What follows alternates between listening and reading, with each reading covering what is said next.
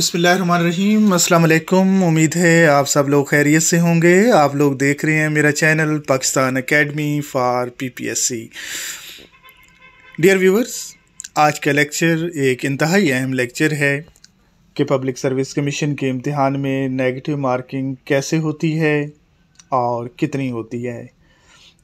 अक्सर स्टूडेंट जो Punjab public service commission के तहरीरी इम्तिहान में चंद नंबरों से रह जाते हैं, वो ये कहते नज़र आते हैं कि नेगेटिव मार्किंग की वजह से वो चंद नंबरों से इम्तिहान पास नहीं कर सके। मैं आप लोगों को बताऊंगा नेगेटिव मार्किंग कितनी होती है और कैसे होती है। इस हवाले से स्टूडेंट्स के जहनों में कई सवालात उभरते हैं। कुछ समझते हैं कि फ़र्ज़ करें अगर उन्होंने 10 सवालात के जवाबात गलत किए हैं तो इसका मतलब है कि 10 नंबर उनके कट जाएंगे, जबकि ऐसा नहीं है। इससे पहले कि मैं बाकायदा मिसालों से आप लोगों को समझाना शुरू करूं, मैं आप लोगों से ये कहूँगा कि अगर अभी तक आप लोगों ने मेरा चैनल सब्सक्राइब नहीं किया तो ज़रूर सब्सक्राइब कीजिए, ताकि आने वाले दिनों में public service commission, federal public service commission और एनटीएस के हवाले से तमाम अहम वीडियोस आप तक पहुंचती रहें। अब मैं शुरू करूंगा चंद मिसालों से। सामने वाइट बोर्ड पे आप देख रहे हैं कि अगर एक सवाल गलत हो तो कितनी नेगेटिव मार्किंग होती है, 0.25। अगर 2 सवाल गलत हो जाएं तो फिर कितनी कटौती होती है, 0.50।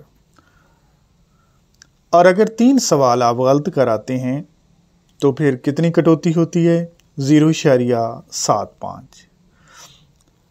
और अगर आप 4 सवाल गलत करते हैं तो फिर कितने नंबर कटते हैं, 1 नंबर। ये मिसालें मैं कुछ ज़्यादा दूंगा ताकि आखिर में मैं आप लोगों को ये बता सकूं कि लोगों के ज़हनों में जो मुख्तलिफ़ सवालात उभरते हैं उनके जवाबात बेहतर तौर पे दिए जा सकें। सामने वाइट बोर्ड पे आप देख रहे हैं कि अगर 5 सवाल आपके गलत होते हैं तो 1.25 कटौती होती है। और अगर आप तहरीरी इम्तिहान में 6 सवाल गलत कराते हैं तो 1.50 नंबर जो है वो कट जाते हैं। और अगर 7 सवाल गलत होते हैं तो 1.75 नंबर कट जाएंगे। और अगर 8 सवाल गलत होते हैं तो फिर 2 नंबर जो है वो कट जाएंगे। इसी तरह अगर 9 सवाल गलत हो जाते हैं तो 2.25 नंबर जो है वो कट जाएंगे। इसी तरह अगर 10 सवाल गलत हो जाते हैं तो 2.50 मार्क्स ये कट जाएंगे। और अगर 100 नंबर के पेपर में 11 सवाल आप गलत कर रहे तो 2.75 मार्क्स इस वजह से कटेंगे, जिसको हम नेगेटिव मार्किंग कहते हैं, उस वजह से कट जाएंगे। और अगर 12 सवाल गलत हो जाते हैं तो फिर 3 नंबर कट जाएंगे। इसको मैं यूँ भी कह सकता हूँ कि अगर आपने 88 सवाल किए हैं, 88 दुरुस्त किए हैं और 12 सवाल गलत किए हैं तो 88 वो और 3 नंबर नेगेटिव मार्किंग की वजह से कट जाएंगे, तो पीछे जो बचेंगे वो 85 नंबर बचेंगे। सामने आप देखें, अगर आप 13 सवाल गलत करके आते हैं तो फिर आपके 3.25 मार्क्स कट जाएंगे। और अगर आप 14 सवाल गलत करते हैं तो 3.50 नंबर नेगेटिव मार्किंग की वजह से कट जाएंगे। और अगर आप 15 सवाल गलत करते हैं तो 3.75 मार्क्स जो है वो कट जाएंगे। इसी तरह अगर आप 16 सवाल गलत करते हैं तो 4 नंबर जो है वो कटौती में चले जाएंगे। इसी तरह आगे देखें, अगर आप 17 सवाल गलत करते हैं तो आपके जो है 4.25 नंबर जो है वो कट जाएंगे। और अगर आप 18 सवाल गलत करके आते हैं तो इसका मतलब है कि आपके 4.50 यानी 4.5 नंबर कट जाएंगे। और इसी तरह अगर आप 19 सवाल गलत करते हैं तो 4.75 नंबर कट जाएंगे। और अगर आप 20 सवाल गलत करके आते हैं तो आपके 5 नंबर कट जाएंगे। यहाँ पे मैं एक और मिसाल आप लोगों को देता हूँ कि मिसाल के तौर पर आपने 100 के 100 सवाल किए, उनमें से 20 आपके गलत हो गए, तो 100 में से 20 निकालें तो कितने बच जाते हैं? 80 नंबर। लेकिन जब रिज़ल्ट आएगा तो आपके 75 नंबर लगे हुए होंगे।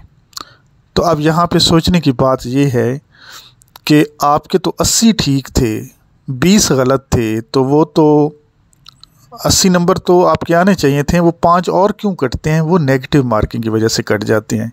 मैं दोबारा इस बात की वजाहत करता हूँ कि आपने 100 नंबर का पेपर अटैम्प्ट किया, 20 गलत हो गए, तो पीछे 80 आने चाहिए ना, लेकिन वो 80 नहीं आते, वो आते हैं 75 नंबर। तो अब वो 5 नंबर क्यों कट गए? क्योंकि जो 20 आपने गलत किए हैं वो 5 नंबर नेगेटिव मार्किंग की वजह से कट गए। आगे चलते हैं। उसके बाद अगर आप देखें, अगर आप 21 सवाल गलत करते हैं तो आपके 5.25 नंबर जो है वो कट जाएंगे।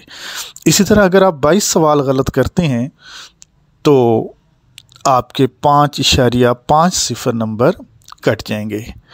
इसी तरह अगर 23 सवाल गलत हो जाते हैं तो 5.75 यानी 5.75 जिसको कहना चाहिए, ये नंबर आपके कट जाएंगे। और इसी तरह अगर आप 24 सवाल गलत करते हैं तो आपके 6 नंबर जो है वो कट जाएंगे। यहाँ भी एक मिसाल मैं देता हूँ कि फ़र्ज़ करें आपने 100 नंबर का पेपर कर दिया, 100 के 100 MCQs आप जो है फिल कराए, उसमें से 24 गलत हो गए। तो जब 24 गलत होंगे तो पीछे कितने बच जाएंगे? 76। अब जब रिज़ल्ट आएगा तो आपके 76 नहीं लगे हुए होंगे, वो लगे हुए होंगे 70 नंबर। अब यहाँ पे सोचने की बात ये है कि वो 6 नंबर कहाँ गए? तो वो 6 नंबर, ये जो 24 आप गलत करके आए, वो इस मद में कट गए और वो 76 की जगह आप लोगों को नंबर कितने मिले? 70। ये मिसाल मेरे ख़्याल में आप समझ गए होंगे। आगे चलते हैं। अगर 25 सवाल आप गलत करके आते हैं तो आपके 6.25 नंबर नेगेटिव मार्किंग की वजह से कट जाएंगे।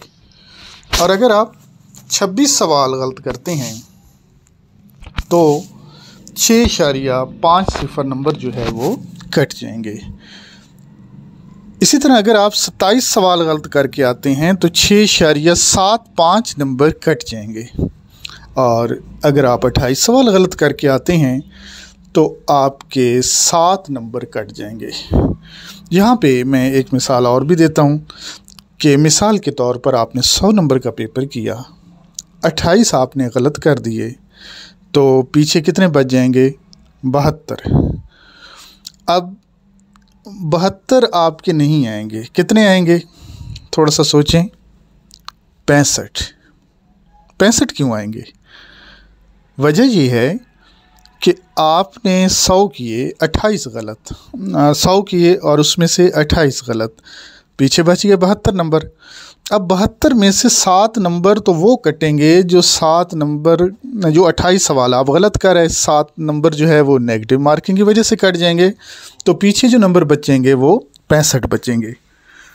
इसके बाद सवाल नंबर, अगर आप 29 सवाल 29 क्वेश्चन गलत करते हैं तो आपके 7.25 मार्क्स कट जाएंगे। और इसी तरह अगर आप 30 सवाल गलत करके आते हैं तो इसका मतलब है कि आपके 7.50 नंबर कट जाएंगे। अब इतनी ज़्यादा मिसालें मैं क्यों दे रहा हूँ कि मैं आप लोगों को सवाल नंबर 1 से लेकर सवाल नंबर 30 तक ले आया कि अगर आप इतने गलत करेंगे तो क्या होगा। देखें, आपने 30 सवाल गलत किए, इसके बावजूद आप देखें कि नेगेटिव मार्किंग जो है वो सिर्फ 7.5 नंबर की हुई है, 7.50 की। तो अक्सर लोग ये समझते हैं कि अगर वो 30 गलत करके आएंगे तो 30 ही कट जाएंगे। ऐसा नहीं होता। जब आप 30 सवाल गलत करके आएंगे तो आपकी कटौती जो है वो 7.50 होती है। यहाँ पे अक्सर स्टूडेंट ये सवाल भी पूछते हैं कि सर, अगर हमें यकीन हो कि हमारे 70 सवाल ठीक हैं तो क्या जो बाकी 30 बचे हुए हैं, क्या हम उनको तुक्का लगा दें उन पर? तो यहाँ पे मैं ये कहता हूँ कि ये रिस्क लिया भी जा सकता है और नहीं भी लिया जा सकता। अगर आप रिस्क लेना चाहते हैं तो ले भी सकते हैं, और नहीं लेना चाहते तो ना लें। ये आप लोगों पे डिपेंड करता है। और अगर आप मज़ीद इस हवाले से जानना चाहते हैं तो आप मेरी वो वीडियो देखें जो मैंने पहले अपलोड की थी, जिसमें मैंने बताया था कि तुक्का कब और कैसे लगाना है। अब यहाँ पे आप लोगों पे है कि आपको यकीन है कि मेरे 70 ठीक हैं, तो अगर आप रिस्क लेते हैं तो इस बात का इम्कान है कि आपको कुछ फ़ायदा हो जाए, और इस बात का इम्कान भी है कि 7.5 नंबर आप नुकसान कर बैठें और आपके नंबर जो है वो 62.5 पे आ जाएं। पहले 70 थे। तो यहाँ पे दोनों ऑप्शन आप लोगों के पास मौजूद हैं, लेकिन इस हवाले से आप वो लेक्चर ज़रूर देखें कि तुक्का कब, क्यों और कैसे लगाना चाहिए, जो मैंने पहले आप लोगों को एक लेक्चर दिया है। तो ये आज के लेक्चर कई हवालों से अहम है, और अगर आप इस हवाले से कोई और सवाल भी पूछना चाहेंगे तो मैं उसका जवाब ज़रूर दूंगा। आप लोगों के ज़हन में public service commission, federal public service commission या NTS से रिलेटेड जो भी अहम सवालात आप लोगों के ज़हन में होते हैं, आप मेरे नंबर पे मुझे कमेंट्स में बता सकते हैं। मैं पूरी कोशिश करूँगा कि आप लोगों को मुतमिन कर सकूँ। तो आज का लेक्चर नेगेटिव मार्किंग के हवाले से एक इंतहाई अहम लेक्चर था। तो इंशाल्लाह किसी और अहम लेक्चर के साथ दोबारा आप लोगों की खिदमत में पेश होंगे। तब तक के लिए अल्लाह हाफिज़।